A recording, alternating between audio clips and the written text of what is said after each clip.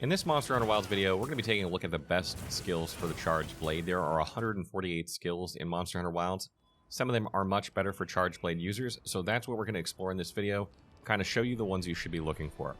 The Charged Blade is a very technical weapon that can morph between Sword and Shield mode and Axe mode, offering a decent defensive option, along with easy access to both strong physical and elemental damage, depending on the files it uses. Since the Charged Blade relies on its ability to morph between two forms and use its files either to buff yourself or to deal massive bursts of damage, the best skills for the Charged Blade focus on enhancing this playstyle even further. So let's start with the absolute best skills for the Charged Blade first before we get into some other skills that are not quite as good, but they're still good to have on your Charged Blade. The best skills to have in your inventory when using the Charged Blade are Rapid Morph, Load Shells, Power Prolonger, Resentment, and Flare. The Rapid Morph, Load Shells, and Power Prolonger skills are equipment skills available on weapons, while the Resentment and Flare skills are equipment skills that can be found on armor. The Rapid Morph skill increases the rate at which your weapon morphs between forms and boosts morph attack damage by 20% at the highest level. This skill is excellent for the Charged Blade because you'll be switching forms frequently and using the morph slash often during hunts.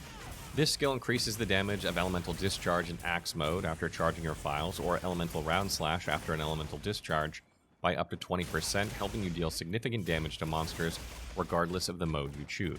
The next skill, Load Shells, improves reloading by increasing the Gunlance's shell capacity and the Charged Blade's file capacity. For the Charged Blade, this means it takes fewer hits to accumulate the energy required to charge your files. At level 2, the skill even allows you to charge all your files while they're in the yellow state, shortening the time and number of attacks needed to charge up the files. This enables you to initiate your Elemental Discharge attacks more frequently, ultimately increasing your overall damage output since Elemental Discharge attacks are among the strongest moves in the Charged Blade's moveset.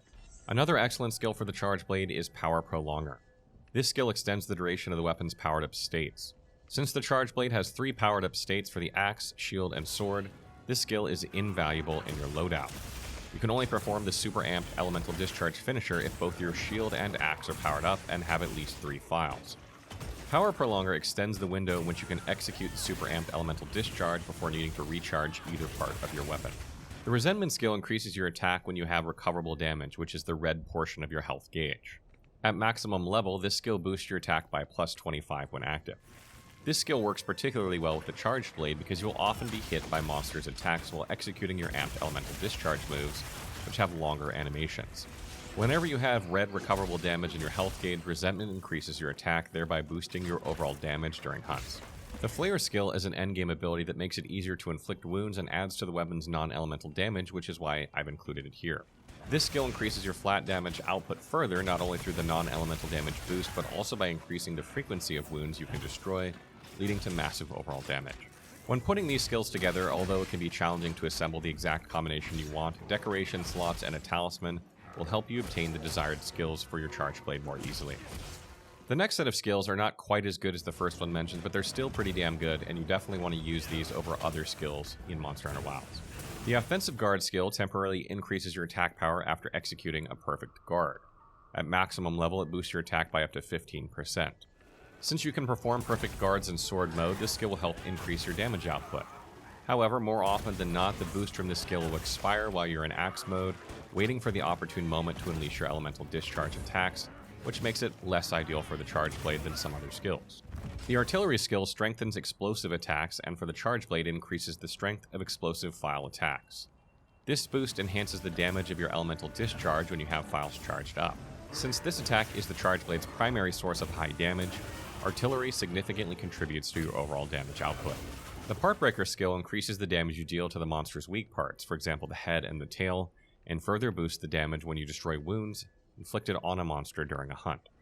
This skill is outstanding for the Charged Blade as it offers a respectable increase in damage output.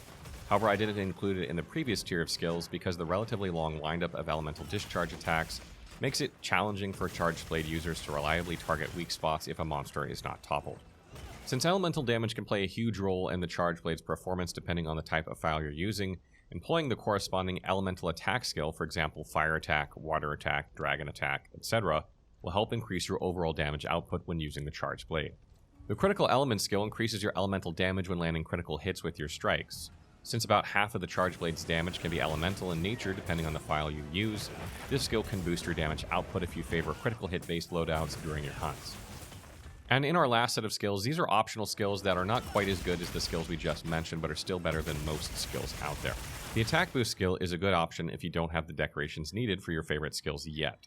The raw stat increase provided by this skill helps during your hunts by increasing your overall physical damage output. The defensive boost skill provides excellent defensive value if you find yourself getting hit by monsters more often than desired during your combos. With a plus 35 defense boost and an additional 10% increase in your overall defense, and plus 5 elemental resistance, this skill makes you much more tanky and improves your overall survivability during hunts. The critical status skill can be very useful, especially if you're using a charge blade with a high base affinity and a status effect file, as this skill can rapidly build up status ailments with your critical hits. So that wraps up our charge blade video. I hope you guys got something out of this one. There are a lot of great skills out there for charge blade users, but these are the ones we thought were the best. Let us know what you think in the comments. Are there other skills you use on your charge blade? Let me know in the comments below.